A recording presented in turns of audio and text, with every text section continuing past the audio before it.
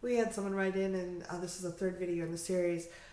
She wrote, my fiance, I'm assuming it's a she, it could be a he. My fiance feels that he's a great lover, but ...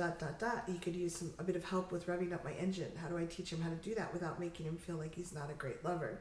I'm here with Reid Mihalko from ReidAboutSex.com. This is the voice of Reid Mihalko from Reid Mihalko, ReidAboutSex.com. And I'm Cathy Martilli from theintimacydojo.com. I gave him too much coffee today, sorry. No, but we had somebody write in, always write in, we love hearing from you, that when Cathy says, this is Reid Mihalko from ReidAboutSex.com, this was a blind person listening to the videos, and they're like, that's not Reid's voice. Yeah. But if I say I'm here with Reid Mihalko, I think that's okay. That's okay. Yeah. But then I this is the voice of Reid Mihalko. Okay, video 3, go. Yeah, so we were talking about this in the previous videos, and one of the things I wanted to talk about was the speaking up. So I'm going to speak from my experience as a cisgendered female. I imagine all different genders experience this too, but I can't speak to that experience. Okay. I was brought up that a woman is supposed to be delighted and pleased by whatever the person she's in bed with does. Okay. So yeah, If it were only that easy. Well, and actually, it took a long time, and I still will fall. If I'm really nervous, I'll still fall back into this. Mm-hmm.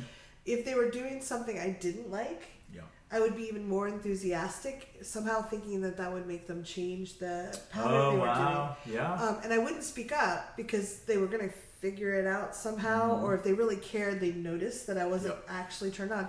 But I was making all the right noises and moving and doing the things. Like this video, if you know anyone who's ever done something like that. Like it twice if you've ever. I guess you can't. Like it twice. I know. Share with a friend. Have them like it. But if we're not giving our partners feedback, then it's not their fault if they're not revving our engine, so to speak. So I have had to practice, and I had to out myself to some people that I've been sleeping with, because I was like, you know what? I don't actually like it when you do that. Or if you pull my hair too soon when I'm not turned on, I'll make noises, but I'm not really enjoying it. And I'm sorry that I'll own that I was giving you the wrong feedback. So the difficult conversation formula is really useful there, because it is a surprise to people. They think they've been doing all the right things. And if I didn't feel safe sharing, and I was too scared and kind of trained that if anyone was willing to be sexual with me, I should be delighted and pleased, and I wasn't really being honest in the relationship. So which is different than a lot. I mean, again, I just want to put a note on this too. Some people take years to find the courage to share, given how we were all taught not to talk about sex, or not to criticize, and all these other things, right? So when somebody shares with me new information, I don't feel like they've been lying to me the whole time. I get why I might feel like I want to make that mean that, but I'm also trying to be like, thank God you've told me. And that's mostly because it's easy for me, because I grew up in a family that was just filled with lies and a lot of withholding. So I'm just happy anyone's telling me anything that's real. But I want you to understand that when your partners share with you, or you share with them, they might automatically go into why you've been lying to me all these years. That's not what this is about. This is about, I have finally found the words, or the courage to use my voice, or I'm finally in my body enough to even notice, to I'm not numb anymore, and I actually can feel, and I have preferences, and I've been doing this work of self-discovery. I used to live up here, and someone asked, a karate or taekwondo teacher said, notice where your hips are, and I was like, what? I had hips. I have no idea where they are. Got legs. I didn't notice. So, and some of that's old trauma. Some people just never have been trained to be in their body. Yeah. One trick that I used with a couple partners that worked really well, because it was so hard for me to say, that doesn't feel great, that feels really good. I couldn't give negative feedback for a long time. That was just couldn't get the words out. And generally I like to phrase it positively. I think I liked it more when you did that, or give them a direction. But we did role playing. And either you can imagine you're with a body servant or a sex worker or whatever it is that kind of turns you on, and then you can sexy pirate.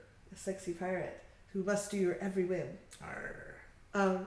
and I find this really fun with for both sides, like being told what feels really good, and you get to say no. You don't have to do what they say actually, but if someone, like if you're role playing this woman pirate that has kidnapped this willing victim, who is going to please them sexually, it's easy to say, touch me harder, or oh, that feels great, more. Like it's not really me, it's this pirate that's doing these things. Where the pirate's demanding that you tell me, you must speak the truth, or and does this feel good, or do you... Basically, whatever you can do to get yourself into a place to give yourselves permission to start sharing. I am, as a workshop teacher, I'm going to tell you, there's some amazing people out there leading these great workshops. Betty Martin has a workshop called Touch Like a Pro that is just huge around learning how to think about touch and giving and receiving, and finding words for these contexts. These are things that most of us were just never taught growing up, and it's not being talked about in the media.